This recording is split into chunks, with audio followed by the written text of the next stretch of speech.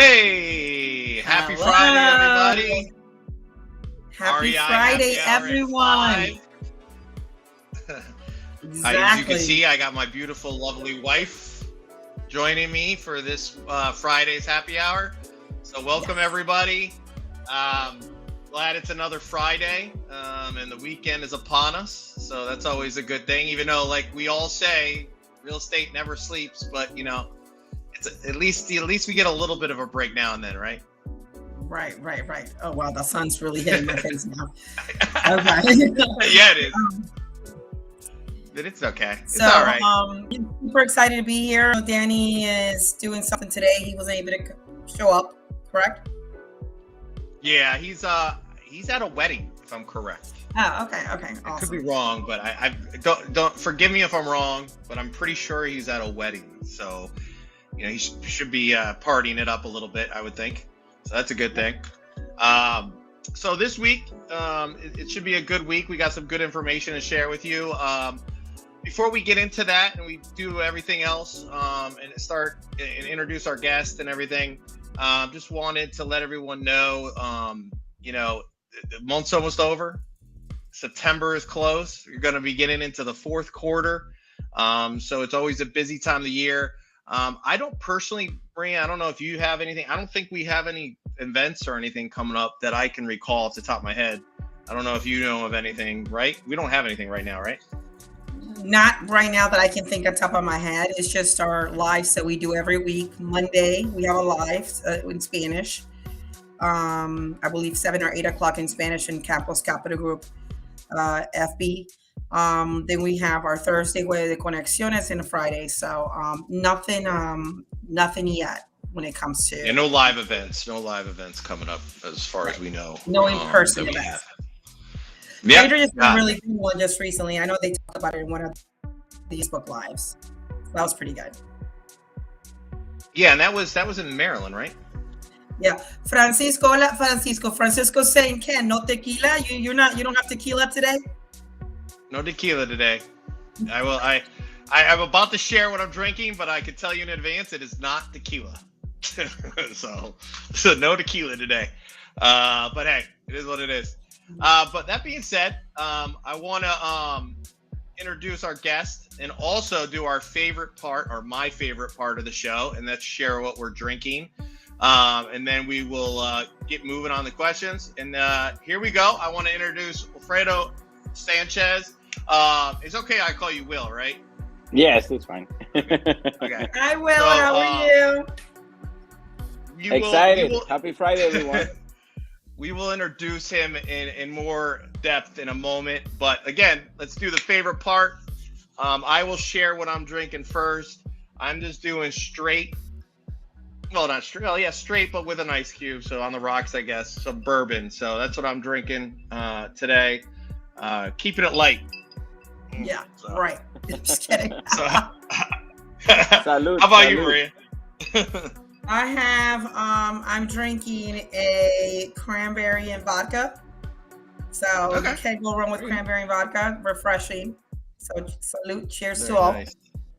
Cheers. And how about you, Will? What are you drinking? From Nicaragua, beautiful country. They love rum. So flor de caña and a splash of club soda. Ooh, love it. What year is that? 18. Oh, okay. Nice. Yeah, I know a lot of people like it on the rocks. So it's good. Yeah, it's a little too strong for me, so I like to last long all night long, so I have a bottle to go. Exactly. Yeah. 18. Isn't there one above 18? Is there a 20 year? 25 year. I can't remember if it was the 18 or the 25 that I tried. It didn't taste like rum to me. It tastes like a good whiskey. I think honestly, 12, 18, and 25, it doesn't taste like rum. It tastes like whiskey. It's really close taste. Yeah. Yeah, I can remember that, and I was like, "Oh wow!" And I'm not even a real big rum guy, but when I had that, I'm like, "Oh, this is good. This is really good." And this is really refined because I grew up like in my high school times when I was rookie and drinking rookie. It was 7 years and below. I hear. Great. So let's just get into it. I'm gonna let you tell a little bit about yourself.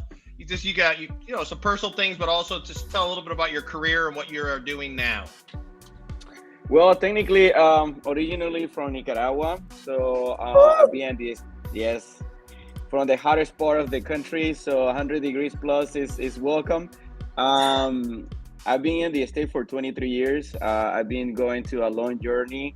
I'm a dreamer, like many millions of like immigrants that we come into this beautiful country looking for an opportunity. I always tell people it's like I didn't came, my mother bring me over. Right. So, but 23 years that is being divided between different states, thanks to the opportunities to have like a soccer scholarship.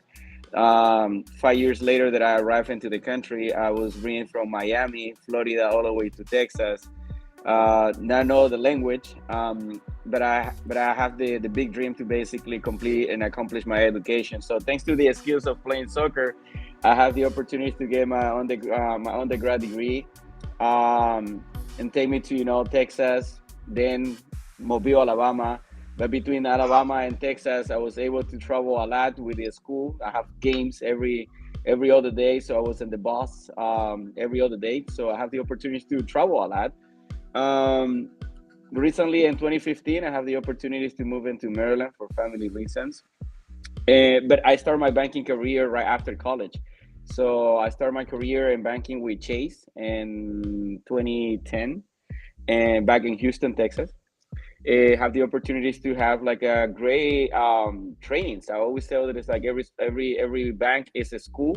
They have their own culture, their own way to basically training you, and a lot of resources to give you and build me up. So I have the opportunity to start with Chase, then eventually move to West Fargo.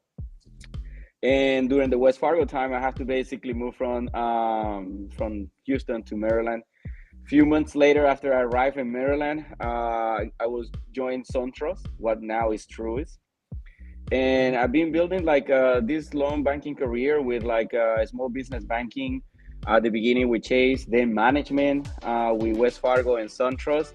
And most recently, like years ago, I had the opportunities to basically kind of graduate right in banking and move from the retail into the commercial side.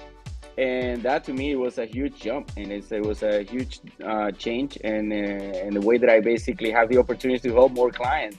It's more personal now. It's more tailored. It's more like a white glove service that I have the opportunity to bring now. That in my previous banking career, I didn't have that kind of like flexibility to go above and beyond. Like most of these large institutions saying that we always do it, but it's like now I have the opportunity to do so. I mean it. I basically do a lot of targeting service. So I research the clients that I want to look at it and connect with them. And it's a more like a private banking that I'm basically able to complete now. Awesome. Very nice. Wow. Very nice. Impressive. Are you still playing soccer? That's the question of the year.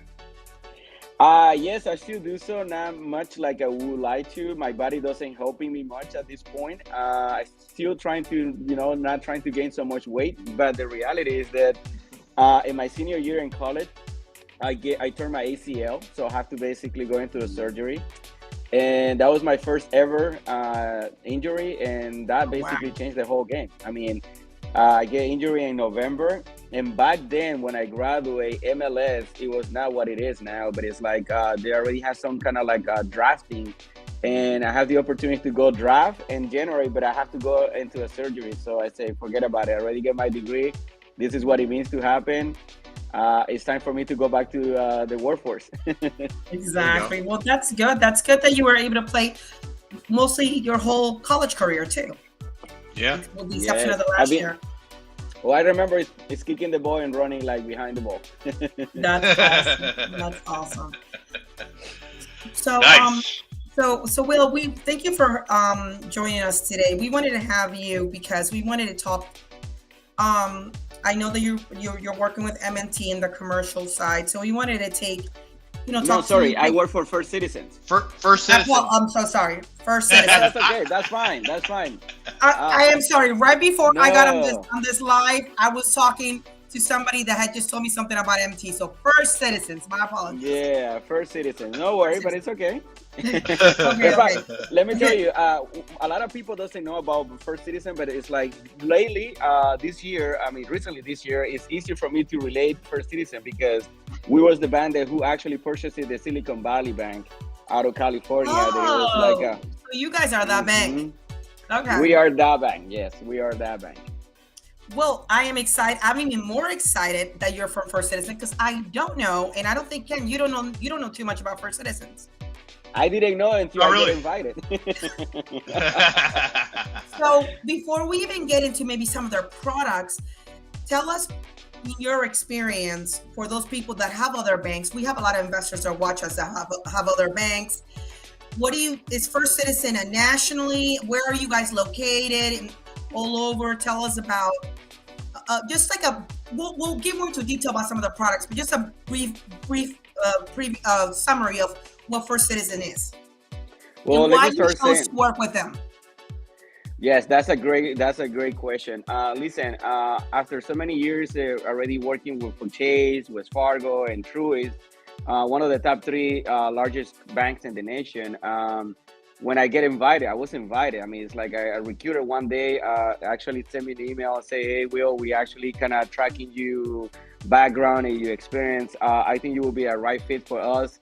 You will give us an opportunity to talk to you. We have something great to offer you."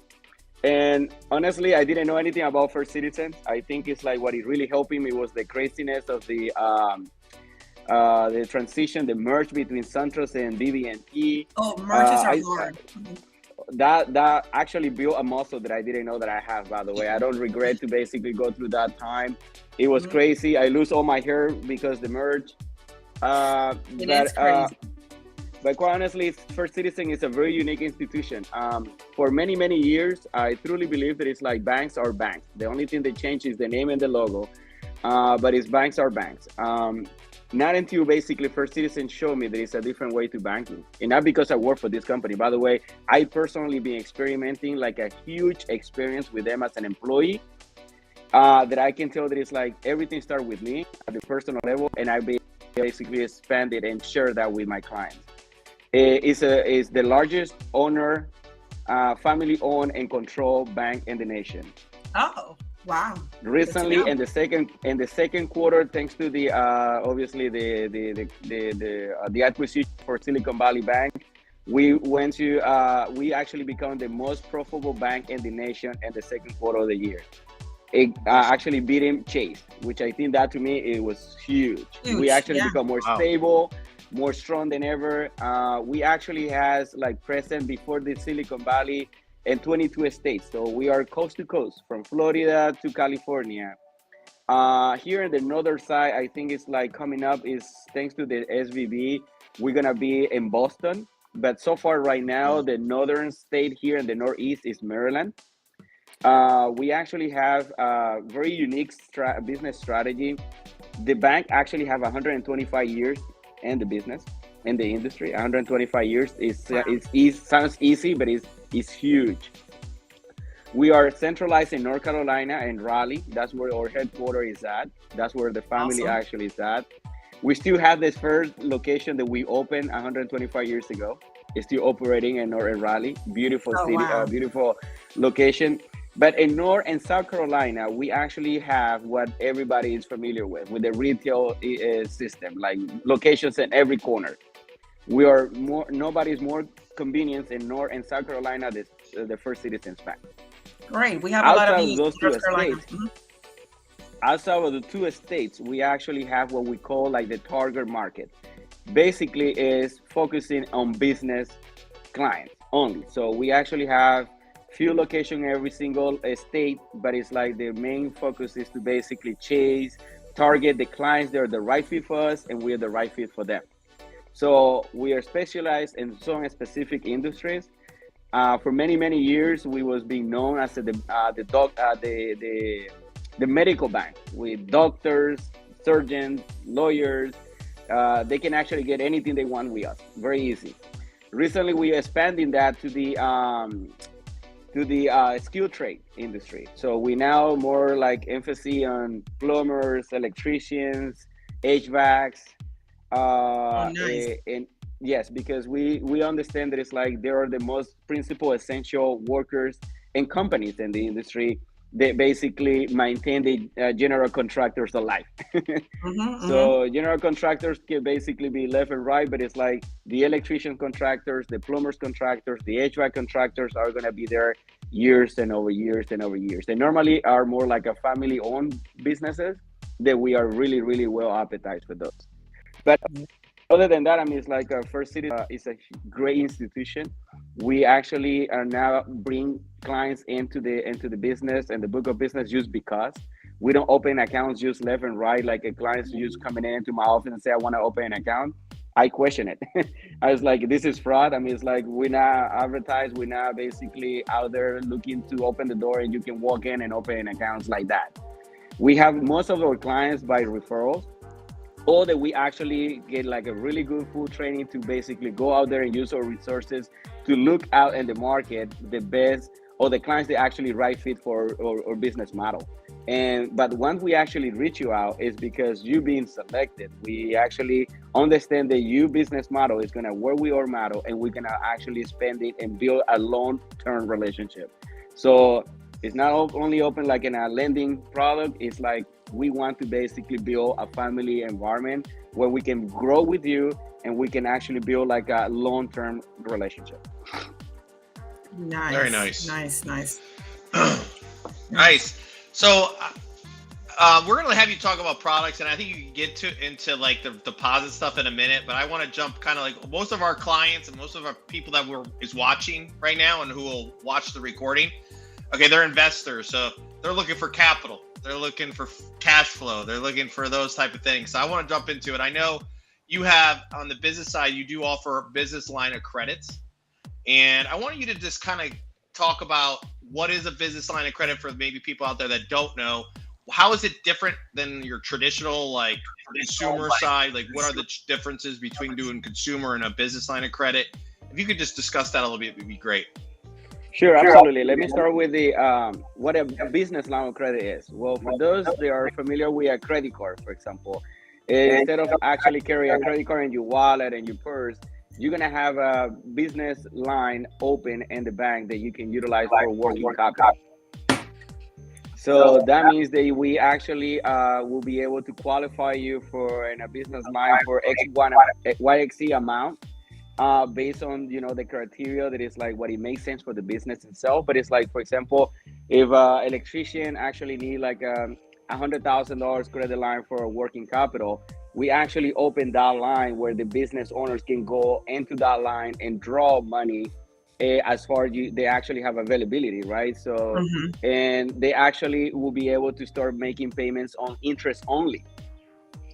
So a lot of investors that are probably on the call today will be actually finding interesting that it's like they know that they actually purchase an property that is they're not gonna own forever. They're just gonna buy it at the best price possible, do the maintenance that they would like to do, and resell that property in the next 90 or 120 days, right? Yeah. That is great opportunity for them to basically say, let me have and borrow money, pull money out of that line of credit, maybe not purchase the property because you probably have your own capital for that. But it's like, let's see that I need money to basically do the renovation on the property. I need like a $80,000 to do the fix the house, get it ready to resell back again.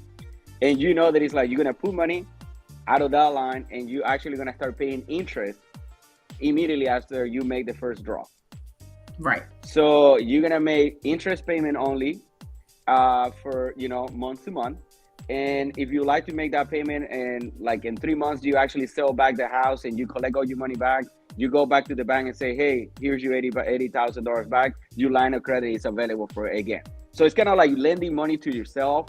It's kind of like have that kind of safe in your house where you can go and take money out, but you actually promise the vault that you're gonna come back and pay back. Nice. It's interest, yeah, it's some interest involved. The interest is variable, which I think is really crucial to explain that. I mean, I want clients to understand that it's like the interest variable is something that is basically based on the market. Right now, you watch news. I recommend you to not watch too much news because you're gonna get panicked. But it's like the interest. the interest rate is being just basically climbing in the last 90 days, like not stop. And I think it's for a lot of different reasons, but I don't want to be into politicians Yeah. subject, but it's like, it seems that it's like the only solution that is the government have to control the inflation is to basically increase the interest rates so they can maintain people in control and not overspend when, and trying to maintain the money in control. So long story short, right now we are in I think the prime rate is 5.5, I think it is. I already lose track because it changed every other week. It's changing, yeah. So I think the prime rate is what the Federal Reserve and the market itself is basically saying this is the bottom line, what the interest rate is going to look like for any lending situations that you would like to approach. So if you like to say, hey, bank, AYNC Bank, I need money. So 5.5 is going to be the minimum interest rate that any bank will charge you, plus the risk factor on that loan. So that being said, it is like any bank is going to lending you money also based on your credit score and your credit history. Businesses also, Fox, they are in the call. Businesses also build credit.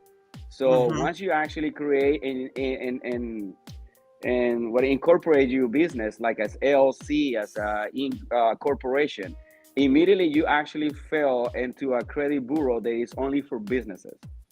So the same way that you actually been taking care of well your personal credit, you have to take care of your business credit as well. By the time that you submit an application at any banks, more specifically on the top 20 banks, they're gonna utilize the personal credit as a guarantor and also the business credit and see if basically what is the risk that we're gonna take to spending that lending product to you guys.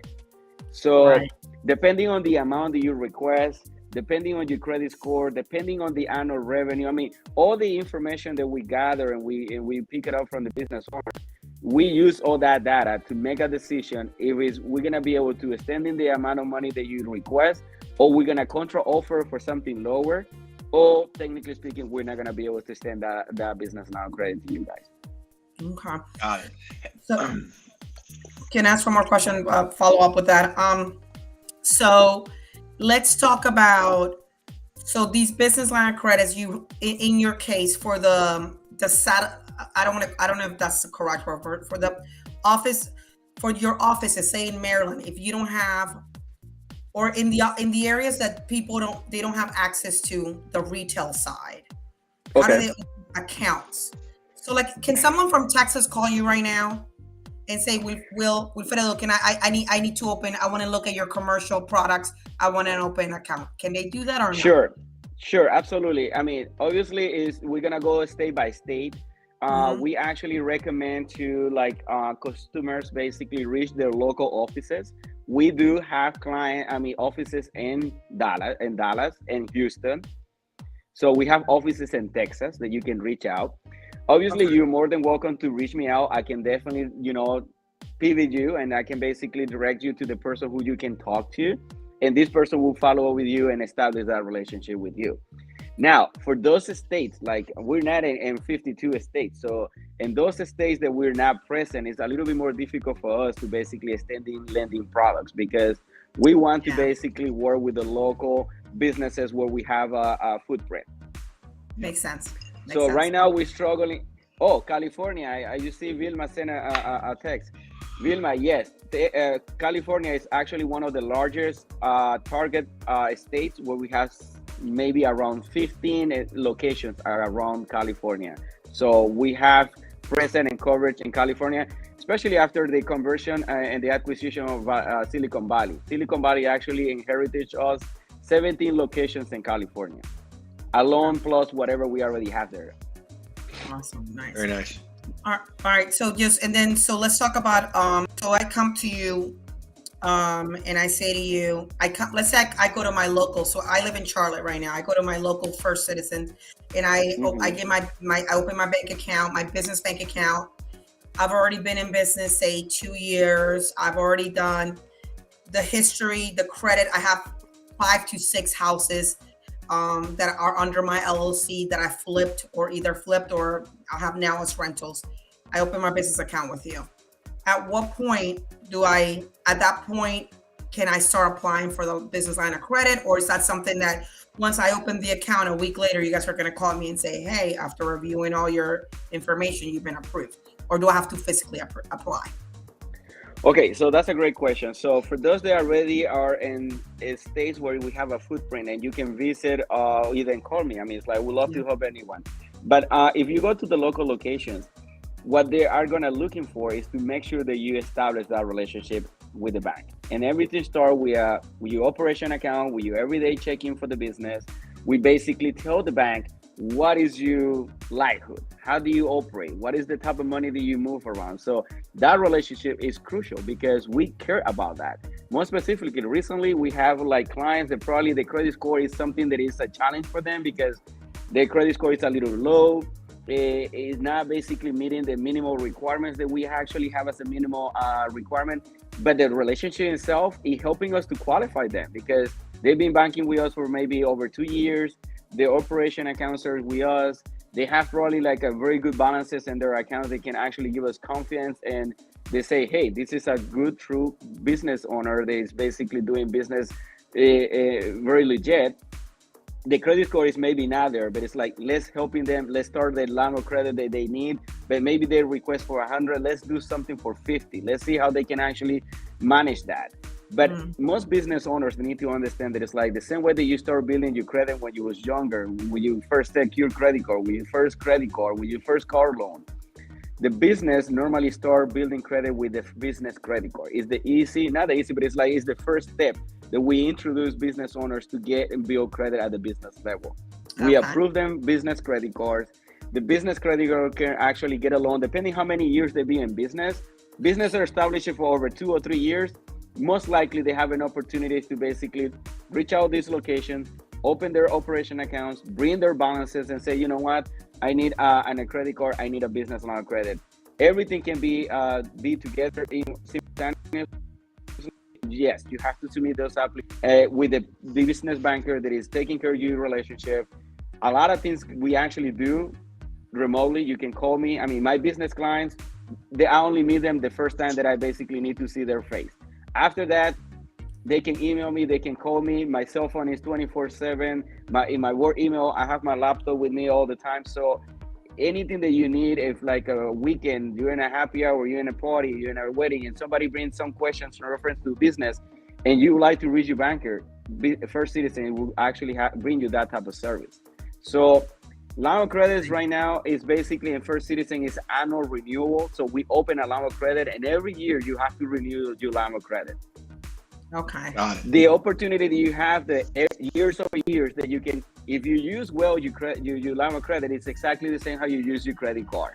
The only minimum requirement is that the credit card, the healthy use is 30% capacity, right? But we never actually ask you to pay it off your credit card all the time.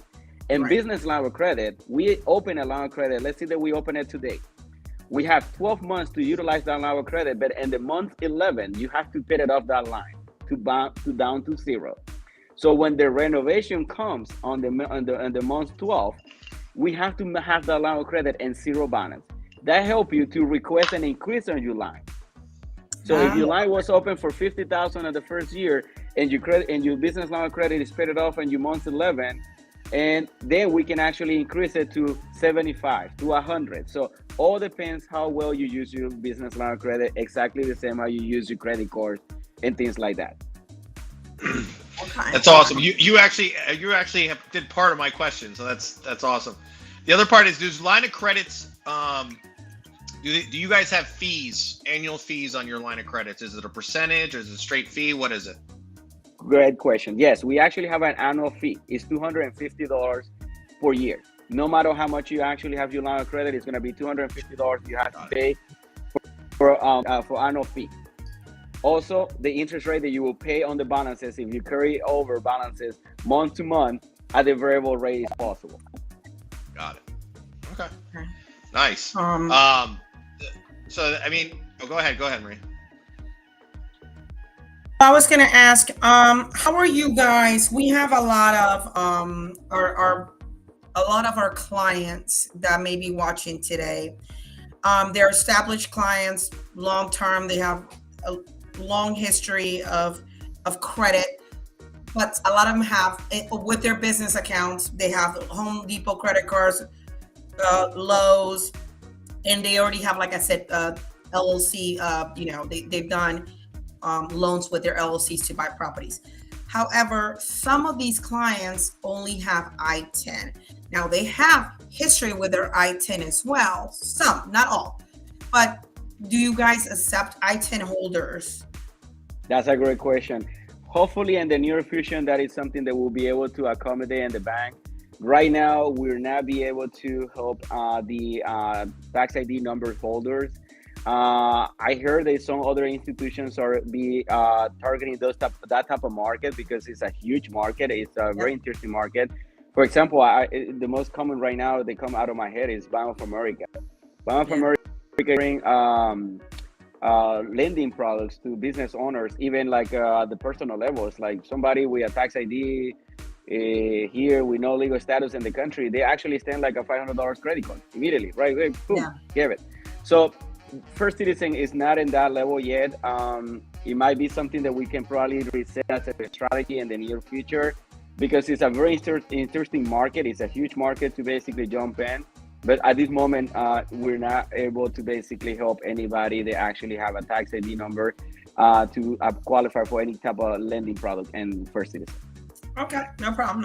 Okay, sounds good. I needed to ask that really. So, well, my last. Can you have the question? I don't know if this is my last question. Yeah. Can I get an idea of? Let's start. I know banking because Marie and I both came from banking, so we know there's different tiers and stuff in banking. But let's just say 250,000 and below. What if I wanted a line of credit and I'm a business? What is out there? What is going to be entail? What kind of what are you going to be looking for? Credit, asset wise, all that stuff. What's the easiest process you have if there is one? Let's say 250 and below. That's a great question. Listen, in First Citizen, we actually trying to utilize 10% of your annual revenue as a good amount to extending the line of credit, for example. So 250 is basically not something that I would say that it's like we're not gonna require any type of financials. It go to case by case by the underwriter. Sometimes say even though it's $100,000 line of credit, it might be the underwriter say, you know what, we're gonna need to see some financials. That basically means like tax returns for the business and the guarantor of the business, like the business owner more specifically. Every owner, we over 25% ownership in the account and the business has to be a guarantor on any loan application. But up to 250, I don't want to say that it's like we're not gonna require any type of financial. You go case by case, you go by the client's records, by the business itself, how many years they be in banking and business, what type of business is. I mean, it's like the industry is crucial, right? So I know that the flippers, I don't know what it's called, that industry, but I would say that it's like the realtors, the commercial realtors or whatever. It's like that industry is a little risky, right? Because obviously they actually buy properties and we don't have nothing guaranteed against the property. So we only have the line of credit. It's unsecured. So 250 is a good amount to basically picture that we don't maybe not require some documents, but over 250, immediately we're gonna require like 2 years of tax returns, personal and business, some P&Ls, some profits and losses reports, some balance sheets, some debt schedule. I mean, we go a little bit more in deep. I would see how healthy the business is to give us like some kind of level of confidence that we're gonna be able to establish that line of credit you're approaching to us. Wow, awesome. Nice. Thank you. Very nice. So yeah. All right. So let me just rephrase this to make sure I heard this correct. So forgive me. So every year you guys do your review. So let's say I open a business account, I have a decent credit, and then I don't apply for a line of credit. So when you guys do your annual reviews, do you look at those people that haven't applied? Maybe no. I would have to apply. I would have to tell you. You have to apply again. Yes. I have to let you know. Yes. Okay. All right. Yeah. Just want you to know. So I know some banks, you know, some banks, I don't know in your previous banks, like they automatically like say you already been pre-approved after a certain amount of time. didn't BB&T do that a long time ago, back in the early 2000s? I remember. Or they did it with credit cards, I think it was.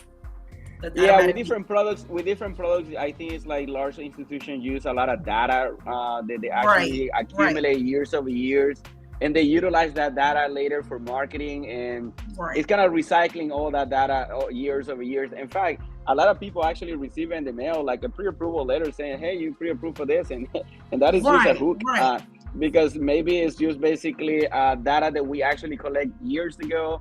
We're still utilizing to connect with the client, but when the client submit the application itself, they decline, because we go by what is going on right now in your credit history. At the moment, present moment. That's correct. Okay. Yep. That makes sense. Hey, now that I have you on the phone, Ken, I'm sorry, I have you on the phone for commercial, for flippers, if they want to go the traditional side. Do you guys have products for them? Because I get that question a lot of times, and I know that specifically. So give me a scenario.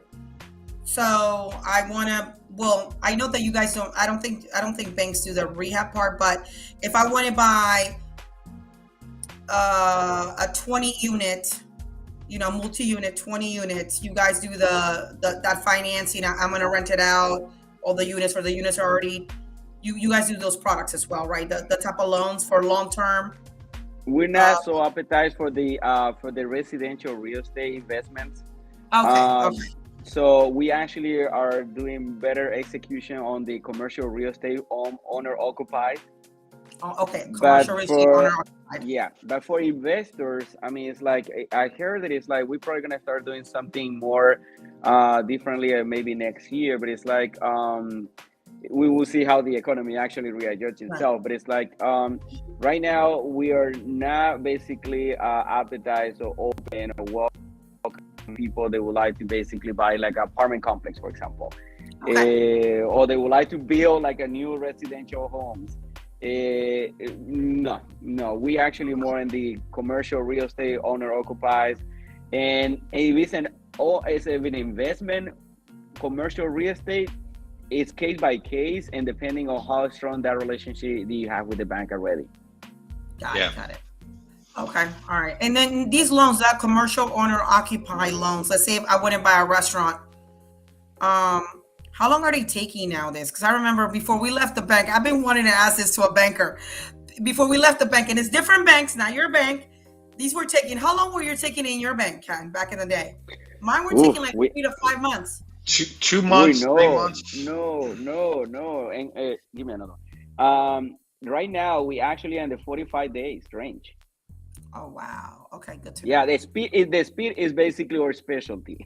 Like I said again, it's like if it's the right industry, if it's the right client, if it's the right, everything is, all the planets get aligned all together, we can actually close them in 30 days. Sometimes what is basically is stopping us and delay the process is the appraisals. Yeah. Sometimes the appraisal, sometimes basically the letters of intent.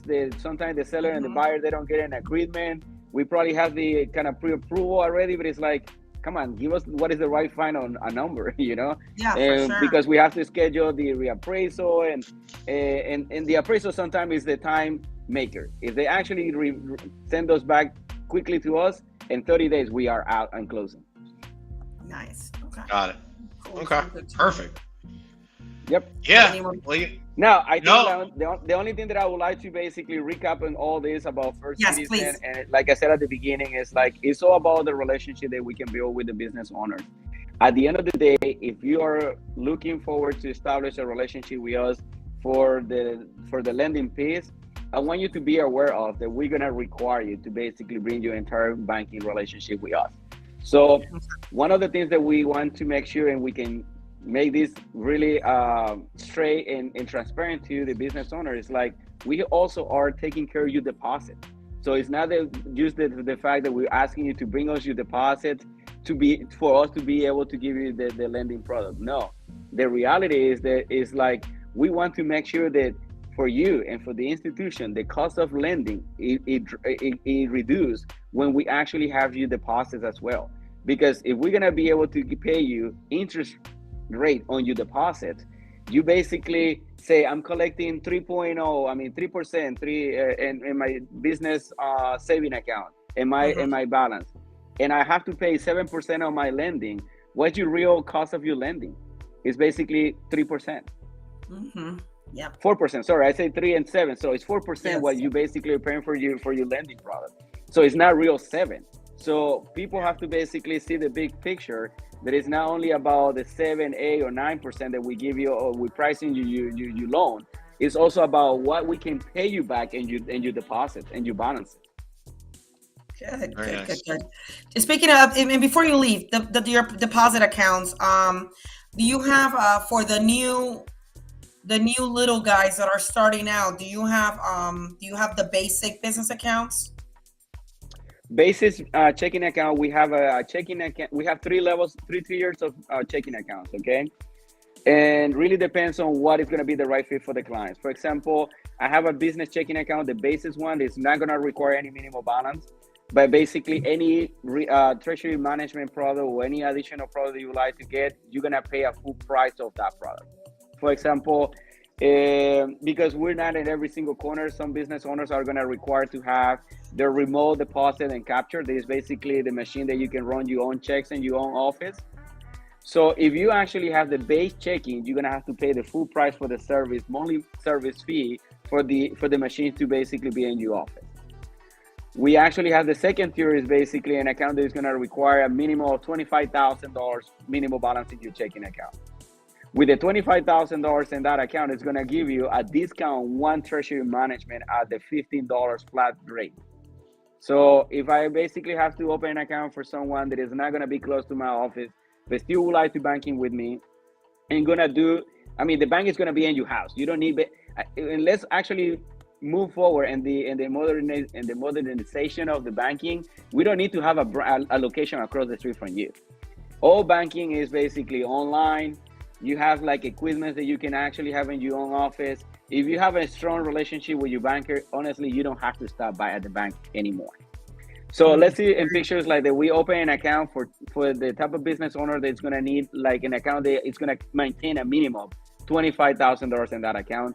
I'm going to be able to give them like the remote deposit and capture for free and only pay $15 a month to basically run their own checks from their own home. Then the next one is going to be $50,000. It's going to give you 2 treasury management at discount at $15 each. And the last one is $75,000. And it's basically 3 discounts treasury management that we're going to be able to give you. So, and for those large corporations that we actually are going to have over $300 or $500, $1,000 in their account, we actually open what we call the analysis checking. That basically is a little bit more complex account. It's going to come with more benefits. But again, it's all that really depends on what we actually build as a rapport. We actually understand the business need, and we accommodate and we actually recommend you the right account based on the need of the business at that time. Now, you probably start now at the 25,000, and your business start growing and growing. We use basically start-based maintenance that relationship. If we actually have to graduate you from B1 to a B2, from B2 to B3, that's what the real banker is supposed to do for you and your business. Grow with your business, understand what is the business need.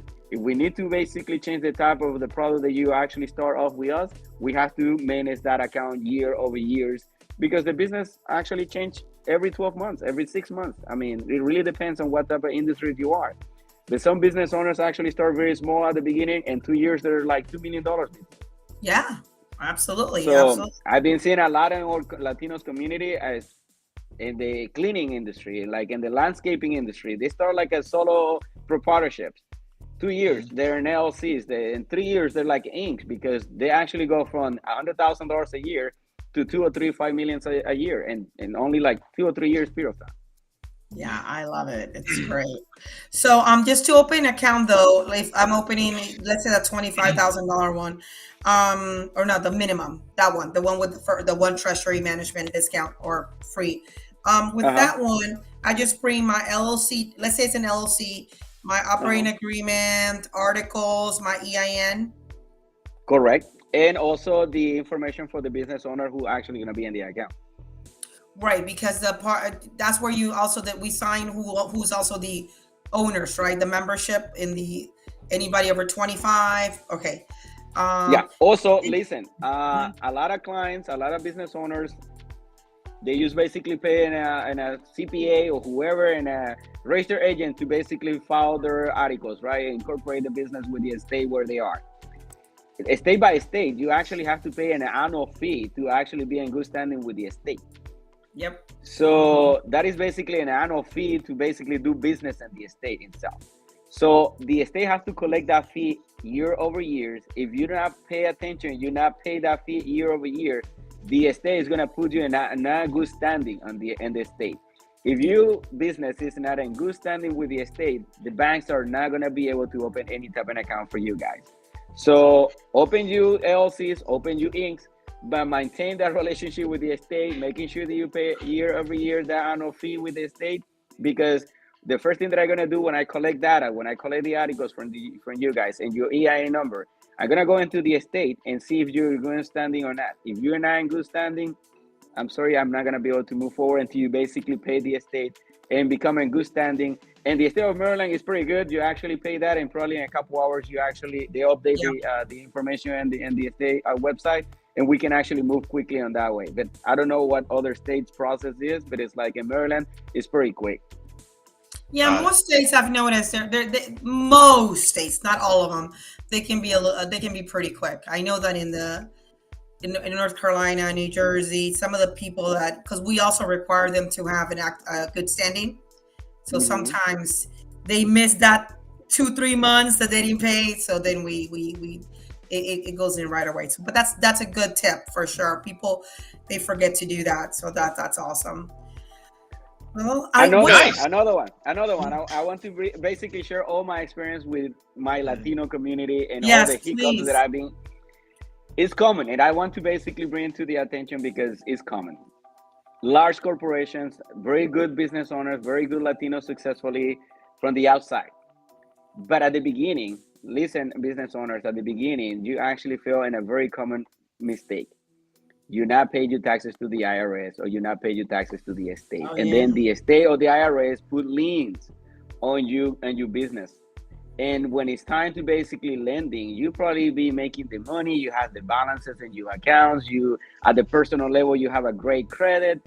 But guess what? The estate or the IRS actually have liens on your accounts. And that basically stopped the bank to basically lending you money as well. So please, 2 things that I want you to be taking away today as a business owner. Take care of your credit, take care of your business credit, pay your taxes. Question it if your CPA is basically trying to help you or basically trying to create a problem long term for your business. At the beginning, yes, most business owners want to reduce the opportunity to pay taxes, but don't think that it's like years over years you're gonna actually not showing profitability in your documents. Don't think that it's like that. It's healthy. It's healthy for the short term and for you to not pay taxes to the Uncle Sam. But when you actually knock the door at the bank, you have to show that your business is profitable. So don't be afraid to grow healthy and do the right thing from the very beginning. I am so happy you said that. I noticed that that's an issue with a lot of people. But I like what you said. Grow healthy. Don't be afraid. Grow healthy and sustainable. Yep. Make the difficult decision. Make the difficult decisions now at the beginning, because it will actually sooner than later, it's gonna catch you up later in the years. I have an experience with somebody 20 years plus.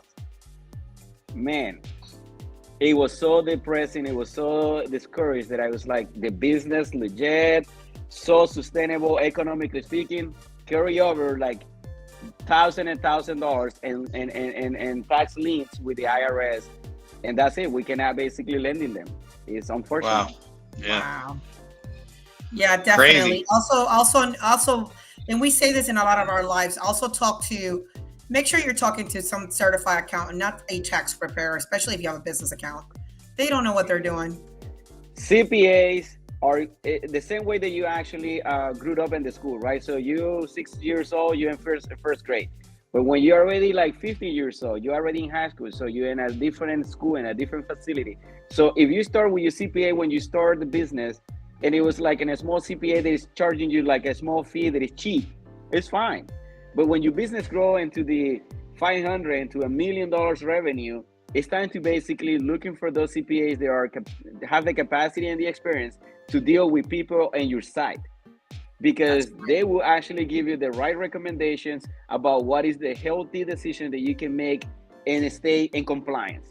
I'm not CPA. I'm not here to tell you what to do or recommend you anything about taxes or anything like that. But it's like, if your business grows, you have to go into the professional that have the capacity to deal with you the side of your business.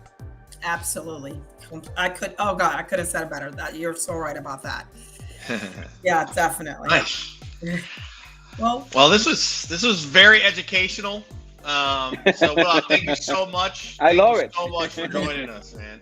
Oh, actually, wait, we got one comment we missed. What's the number I can call? Yeah, what's a good number? Vilma Diaz, same one that asked you do California. Let me see. It really depends on what part of the state of California you are, but let me see what offices that we have across the state. Listen, and again, it's like, I'm gonna tell you this, because the type of the way that we do business in California, we're not a metro area. We still also target like in Maryland. So if you call, listen, this is a recommendation. If you call the office, just randomly like that, hey, I would like to basically see if I can open an account with you.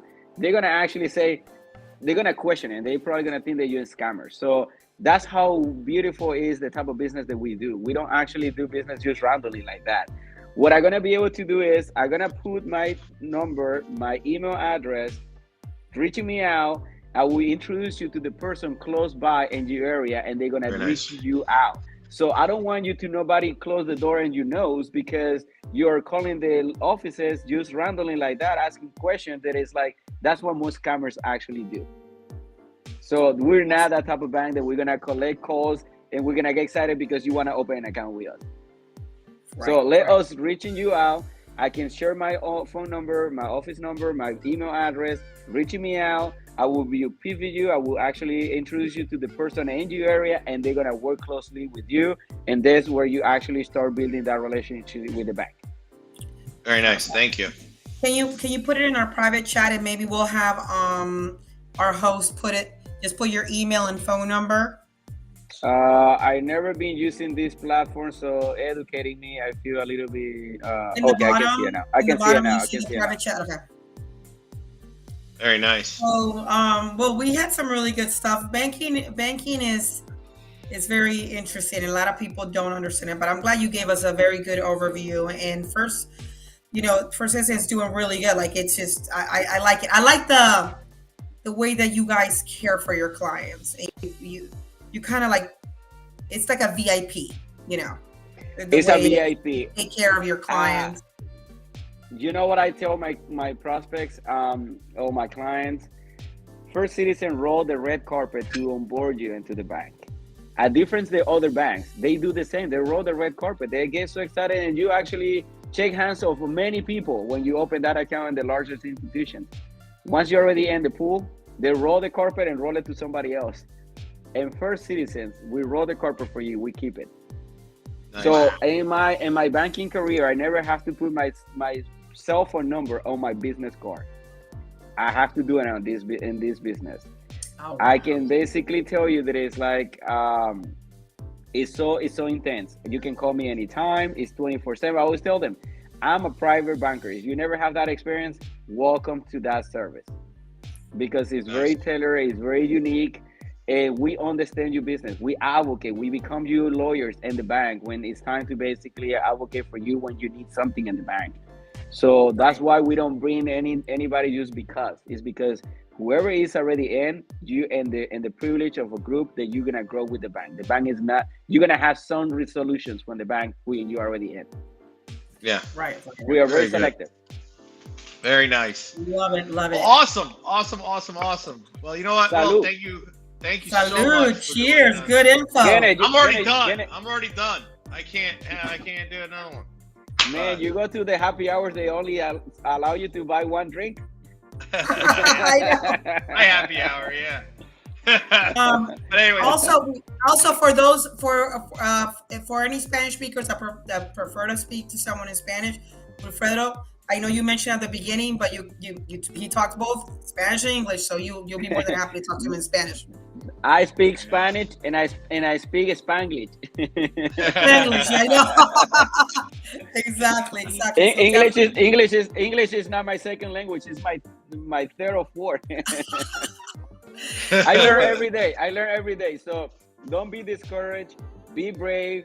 For those business owners, Latinos, they basically English think that it's gonna be the biggest barriers that you have. Take away that complex, ese complejo. Say things wrong, correct them. The only way that we have to learn is basically making mistakes. That is in general and everything in life. We don't learn from like other people's experience, and we don't learn everything in the school. We have to basically go out, say stupid things. People are gonna laugh, and you're gonna feel bad. But guess what? The only way that you can learn is correcting. Let them laugh. It's like it's okay. Correct them, learn, and move on. Don't be afraid. Absolutely. Yeah. Well, thank you so much. It's been an honor having you. Thank you. Give us some good information. I even learned a lot of things from you today that, although I was in banking, I've been out of the loop a lot. So thank you so much. A lot of good. The honor has info. been mine. Oh, thank Thank you. you for inviting me. Thank you for being me Thanks over. for coming on. Peace out, everybody. Invite me more often. Good I weekend. love this. That's what we're gonna do. That's what we're gonna do. We'll have you back on. Bye, All right, now, bye, everybody. everyone.